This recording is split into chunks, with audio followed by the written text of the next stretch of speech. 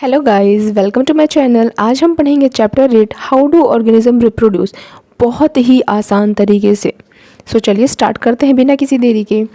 कह रहा है before we discuss the mechanism by which organism reproduce, कि इससे पहले कि हम डिस्कस करें कि रिप्रोडक्शन करने का मैकेनिज्म क्या होता है, बेसिक क्वेश्चन ये अराइज होता है कि वाई डू ऑर्गेनिज्म रिप्रोड्यूस, कि हम रिप्रोडक्शन करते ही क्यों हैं। स्टूडेंट्स, जैसा कि आपने लाइफ प्रोसेस में पढ़ा है कि न्यूट्रिशन, रेस्पिरेशन, एक्सक्रीशन, ये हमारा लाइफ प्रोसेस है। इसको किए बिना हमारी लाइफ बैलेंस फॉर्म में चल नहीं सकती है।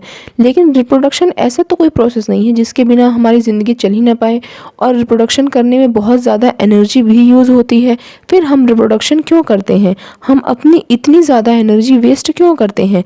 देखिए आपसे कह रहा है क्वेश्चन कि वाई डू ऑर्गेनिज्म रिप्रोड्यूस, कि हम रिप्रोडक्शन क्यों करते हैं। Why should an individual organism waste energy on process it does not need to stay alive, कि रिप्रोडक्शन करने में हम इतनी एनर्जी क्यों वेस्ट करते हैं, जबकि ऐसा कोई ज़रूरी नहीं है कि अगर हम रिप्रोडक्शन नहीं करेंगे तो हम जिंदा नहीं रहेंगे। कह रहा है ये जानना बहुत ही ज़्यादा क्या होगा, इंटरेस्टिंग होगा। इसे अपने क्लास में डिस्कस करने के लिए बोल रहा है, बट इसका जो फाइनल आंसर है ये हम देखते हैं। स्टूडेंट्स, कह रहा है it is obvious that we notice organism because they reproduce, कि हम अपने आसपास ऑर्गेनिज्म को इसीलिए देख पाते हैं क्योंकि उन्होंने रिप्रोडक्शन करा है। अगर मान लीजिए कि हमारे आसपास जो लोग हैं वो रिप्रोडक्शन ना करें तो क्या हमारे आगे आने वाली पीढ़ी इन लोगों को देख पाएगी। अगर मान लीजिए जो हमारे आसपास कुत्ता है, बिल्ली है, किसी भी तरीके कोई जीव जंतु हैं, अगर वो रिप्रोडक्शन ना करें तो क्या हम इन्हें देख पाएंगे। बिल्कुल इसका आंसर क्या आता है, नो, कि अगर वो रिप्रोडक्शन नहीं करते हैं तो हम उन्हें नहीं देख पाएंगे। If there were to be only one non reproducing member of a particular kind it is doubtful that we would have notice its existence. कह रहा है कि अगर हमारे आसपास कोई एक आध या फिर अगर कोई भी रिप्रोड्यूस नहीं करता तो हम उन्हें नोटिस नहीं कर पाते, हमें पता ही नहीं चल पाता कि इस तरीके का कोई जानवर है। तो आपको मेरी बात समझ में आई होगी कि लोगों ने रिप्रोडक्शन करा है तभी हम लोगों को देख पा रहे हैं। अगर लोग इतने लार्ज नंबर में रिप्रोडक्शन नहीं करते तो हम लोगों को नोटिस नहीं कर पाते। अभी आपसे आगे पूछ रहा है how do we know that two different individual organism belong to the same species, कि दुनिया में इतने तरीके के लोग हैं, हमें कैसे पता चलता है कि जो ये ऑर्गेनिज्म दिख रहा है ये इस प्रजाति का है, ये इस स्पीसीज का है। सो स्टूडेंट्स, आप मुझे एक बात बताओ, इंसान कैसा दिखता है। उसके दो हाथ होते हैं, दो पैर होते हैं, एक नाक होती है, दो आँख होते हैं। तो अगर आपको एक और ऐसा ही ऑर्गेनिज्म दिखेगा तो आप कहोगे कि हाँ ये क्या है, कि इंसान है। बिल्ली का स्ट्रक्चर कैसा होता है, बिल्कुल डिफरेंट होता है। कुत्ता कैसा होता है, बिल्कुल डिफरेंट होता है। तो हम उनके बॉडी डिज़ाइन, क्योंकि बहुत ही सिमिलर इन स्ट्रक्चर होते हैं, इसको देख के हम पता लगाते हैं कि ये ऑर्गेनिज्म इस स्पीसीज़ का है।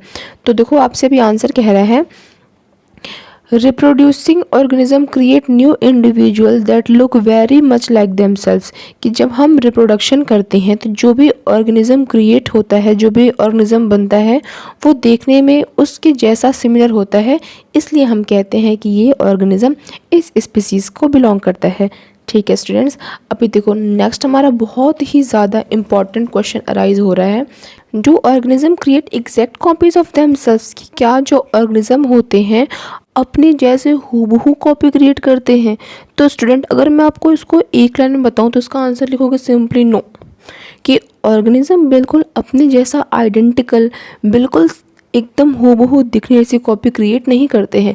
आप खुद सोचो कि आप अपनी मम्मी जैसे दिखते होगे, आप अपने फादर जैसे दिखते होगे, बट क्या हूबहू बिल्कुल क्या अपनी मम्मा जैसे दिखते हो, या फिर क्या आप बिल्कुल हूबहू अपने पापा जैसे दिखते हो। हाँ, कुछ बॉडी डिज़ाइन सिमिलर होंगे, कुछ स्ट्रक्चर सिमिलर होंगे, बट आप बिल्कुल आइडेंटिकल तो नहीं होगे ना।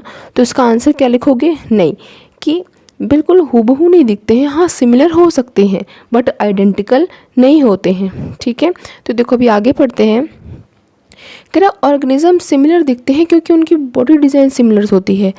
अब बॉडी डिज़ाइन सिमिलर क्यों है, क्योंकि ब्लूप्रिंट्स कैसे होते हैं, सिमिलर। स्टूडेंट्स, ब्लूप्रिंट्स क्या है, यहाँ पे ब्लूप्रिंट्स इसने उस इन्फॉर्मेशन के बारे में बोला है, जैसे कि आप अपने मम्मी जैसे दिखते हो थोड़े बहुत आप अपने पापा जैसे दिखते हो। क्यों? क्योंकि आपके अंदर जो ब्लूप्रिंट्स हैं, यानी आपके अंदर जो इन्फॉर्मेशन आया है वो अपने मम्मा पापा से होकर आया है, जिसके अंदर इन्फॉर्मेशन है कि आपके हाथ कैसे होने चाहिए, 2 होने चाहिए, पैर 2 होने चाहिए, 2 आँखें होनी चाहिए, 1 नाक होनी चाहिए, है ना। आगे कह रहा है reproduction at its most basic level will involve making copies of the blueprints of body design. कि अगर हम रिप्रोडक्शन देखें होता क्या है, तो इसमें होता है कि अपनी बॉडी स्ट्रक्चर जैसा एक नए इंडिविजुअल्स को क्रिएट करना, एक नए इंडिविजुअल्स को बनाना। ठीक है, अभी आगे कह रहा है अच्छा नए इंडिविजुअल्स बनते कैसे हैं। स्टूडेंट्स, आपने क्लास 9th में पढ़ा होगा क्रोमोसोम्स के बारे में कि सेल्स के अंदर न्यूक्लियस होते हैं, न्यूक्लियस के अंदर क्रोमोसोम्स होता है, क्रोमोसोम्स के पास इंफॉर्मेशन होता है कि बॉडी डिज़ाइन कैसा बनाना है, जो कि पेरेंट्स से नेक्स्ट जनरेशन में आती है। ठीक है, in the form of DNA. Students, DNA का फुल फॉर्म एग्जाम में बहुत बार आता है। डीएनए का फुल फॉर्म क्या होता है? Deoxy ribo nucleic acid. ठीक है, आप इसे लर्न कर लेना, इवन इसे आप स्टार मार्क कर लेना। ठीक है, चलो आगे पढ़ते हैं। कह रहा है the DNA in the cells nucleus in the information source of making proteins. कि जो सेल्स के अंदर डीएनए होता है वो इंफॉर्मेशन होता है बॉडी में प्रोटीन्स बनाने के। और अगर प्रोटीन्स में चेंज आ गया, यानी कि अगर इस प्रोटीन्स बनाने के इंफॉर्मेशन में चेंज आ गया, तो बॉडी डिज़ाइंस भी ऑल्टर्ड यानी कि बदल सकती है। ठीक है, अगर हमने अभी जितना पढ़ा है अगर हम उनको बिल्कुल एक निचोड़ उसका लें तो हम क्या कहेंगे स्टूडेंट्स कि जो हमारा डीएनए कॉपी होता है, जो हमारा क्या होता है, जो हमारा डीएनए कॉपी होता है वो कभी भी बिल्कुल एक जैसा कॉपी नहीं होता है कि बिल्कुल आइडेंटिकली बिल्कुल हूबहू कॉपी हो गया। कॉपी होते वक्त थोड़ा बहुत एरर आता है जिसके कारण से वेरिएशन हो जाता है। स्टूडेंट्स, वेरिएशन एक ऐसा वर्ड है जो कि बार बार आएगा, इससे आप वेरिएशन को ध्यान रखना। वेरिएशन मतलब होता है थोड़ा सा बदलाव, कि आप अपने मम्मा पापा जैसे दिखते तो हो बट बिल्कुल आइडेंटिकल नहीं दिखते हो। ठीक है, अभी आगे बढ़ते हैं। चलो अभी बताओ एक बात कि डीएनए कॉपी कैसे होगा? केमिकल रिएक्शन के हेल्प से। और अभी आगे कह रहा है, इसे आप वेरी इंपॉर्टेंट मार्क कर देना स्टूडेंट्स। ठीक है, देखो अभी कह रहा है no biochemical reaction is absolutely reliable. कि कोई भी केमिकल रिएक्शन एग्जैक्ट हूबहू रिलायबल नहीं होता है। Therefore it is only to expected that the process of copying the DNA will have some variation is time. कि ये बिल्कुल हम उम्मीद कर सकते हैं कि जब भी डीएनए कॉपी होता है तो उस दौरान थोड़े बहुत वेरिएशंस तो हो ही जाते हैं। ठीक है, as a result the DNA copies generated will be similar. कि इस कारण से जो डीएनए की कॉपी होती है वो सिमिलर होती है but may not be identical, but वो आइडेंटिकल नहीं होती है टू द ओरिजिनल। कि जैसे आपके मम्मा पापा दिखते हैं आप बिल्कुल उनकी जैसे आइडेंटिकल नहीं हो सकते हो, आप में थोड़ा बहुत वेरिएशन हो सकता है। ठीक है, इसको आप जो यहाँ पे वेरिएशन वर्ड आ रहे हैं ना स्टूडेंट्स, उसे आप अंडरलाइन कर लेना।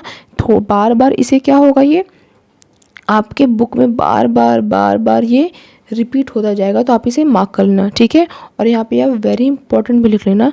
अगर आप चाहो तो जो आपके पीछे क्वेश्चन लिखा होता है ना कि क्या ऑर्गेनिज्म बिल्कुल एग्जैक्ट कॉपी क्रिएट करते हैं, तो आप उसमें ये आंसर लिख सकते हो, नो से स्टार्ट करके ओरिजिनल तक। ठीक है, अभी आगे बढ़ते हैं। चलो तो ये पॉइंट मार्क कर लेना कि the inbuilt tendency of variation during reproduction is the basis for evolution. कि जो धीरे धीरे बदलाव होते रहते हैं, वेरिएशन होते रहते हैं, यही मेजर रीज़न होता है जिस कारण हमें बहुत बड़ा इवोल्यूशन देखने को मिलता है। अब खुद ही सोचो पहले इंसान कैसे दिखता था, है ना। अभी बदलते आप अब इंसान कितना ज़्यादा एडवांस, कितना ज़्यादा मॉडर्न हो चुका है। तो वो एक बहुत बड़ा क्या है, इवोल्यूशन। अगर आप आगे देखो वेरिएशन का इंपॉर्टेंस आखिर होता क्या है। सो स्टूडेंट्स देखो, वेरिएशन मतलब सिंपली देखें तो बदलाव, है ना। और अभी वेरिएशन का इंपॉर्टेंस क्या है कि देखो, अगर हम कहते हैं change is the law of nature, कि बदलाव बहुत ज़रूरी है, बदलाव होना चाहिए। अगर मान लो अभी क्या हो रहा है, सडनली ग्लोबल वार्मिंग बढ़ रहा है, ठीक है, तो अभी हमको इस बदलते हुए माहौल में सरवाइव करना आना चाहिए। कि अगर हम इस बदलते हुए माहौल में सरवाइव नहीं कर पाएंगे तो सारी की सारी पॉपुलेशन वाइप आउट ख़त्म हो जाएगी, है ना। फिर कैसे रहेंगे हम यहाँ पे। इंपॉर्टेंस ऑफ वेरिएशन क्या है कि वेरिएशन अगर नहीं होगा तो इंसान बदलते हुए माहौल में या फिर ऑर्गेनिज्म बदलते हुए माहौल में सरवाइव नहीं कर पाएगा। बदलते हुए माहौल में सरवाइव करने के लिए वेरिएशन बहुत ही ज़्यादा ज़रूरी है। ठीक है, आगे पढ़ते हैं। देखो कह रहे हैं यहाँ पे कि if there were population of bacteria living in temperature water and if the water temperature were to be increase by global warming, कि अगर कोई बैक्टीरिया है जो कि कहाँ रह रहे हैं, वाटर में, और सडनली उस वाटर का टेम्परेचर बढ़ने लगा ग्लोबल वार्मिंग के कारण से, most of this bacteria would die, जिसमें से अधिकतर जो बैक्टीरिया है वो मर जाएंगे क्योंकि टेम्परेचर तो बढ़ गया जो कि उनके लिए सूटेबल नहीं है। But the few variants resist to have heat would survive and grow further, कि उसमें से कुछ बच जाएंगे जिनमें वेरिएशन हुआ होगा, जो बदलते हुए माहौल में खुद को सर्वाइव कर लेंगे, जो सर्वाइव कर पाएंगे बदलते माहौल में, वो क्या हो जाएंगे, बच जाएंगे और आगे जाके फर्दर रिप्रोड्यूस कर लेंगे, तो उनकी जनसंख्या तो बची रही। लेकिन मान लो सडनली क्या होता, मौसम चेंज होता, टेम्परेचर चेंज होता और सारे के सारे बैक्टीरिया मर जाते, तो आगे तो वो वापस रिप्रोड्यूस नहीं हो सकते ना, तो हमको तो वो बैक्टीरिया देखने को मिलता ही नहीं। अभी खुद सोचो, जब मौसम बदलता है तो हम कहते हैं कि ज़्यादा ठंड आएगी तो मच्छर नहीं आएंगे, है ना, मॉस्किटोज़ नहीं आएंगे, क्यों? क्योंकि बदलते हुए टेम्परेचर में वो सर्वाइव नहीं कर पाते और मर जाते हैं। बट ऐसा थोड़ा ना कि अगले साल आपको मच्छर देखने को मिलेंगे ही नहीं, मिलेंगे ना, उसमें से जो कुछ अलग वेरिएंट्स के होते हैं जो उस माहौल में सर्वाइव कर जाते हैं वो बच जाते हैं। और अभी तो कुछ ज़्यादा ही मच्छर एडवांस हो गए हैं, हर समय मच्छर होते हैं, है ना। आप मेरी बात से एग्री कर रहे हो तो नीचे कमेंट में ज़रूर बताना, है ना। स्टार मार्क कर लेना, इसे स्टार कहाँ बनाऊँ, यहाँ मार्क कर लेना, ठीक है। वेरिएशन इज़ दस useful for the survival of species over time, ये वेरिएशन इसलिए भी ज़रूरी है ताकि जो भी जनसंख्या है, जो भी प्रजाति है, वो आगे को सर्वाइव कर पाए। वेरिएशन नहीं होगा तो वो बदलते हुए माहौल में सर्वाइव नहीं कर पाएगी। So if you find this video helpful don't forget to like, subscribe and share. और अभी क्या है, आगे आपके एनसीईआरटी क्वेश्चंस दिए गए हैं, ठीक है। अब ये जो क्वेश्चंस है इसे मैं नेक्स्ट वीडियो में सॉल्व करवाऊंगी और नेक्स्ट वीडियो में मैं आपको एक्टिविटी 8.1 एंड एक्टिविटी 1.2 भी सॉल्व करवाऊंगी। तब तक please keep supporting. Thanks for watching.